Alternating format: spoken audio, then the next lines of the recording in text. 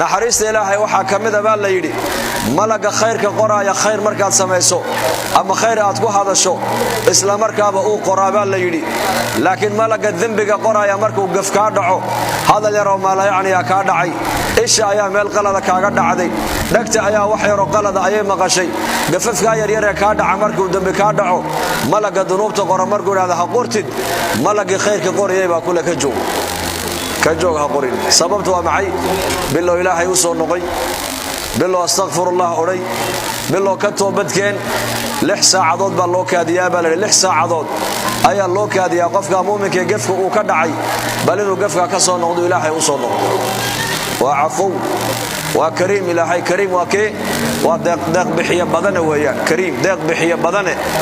saaka inteena halka fadhida caafimaad baan la soo kacnay lixaadkii ku dhameystiran baan la soo kacday hadii nicmad kasto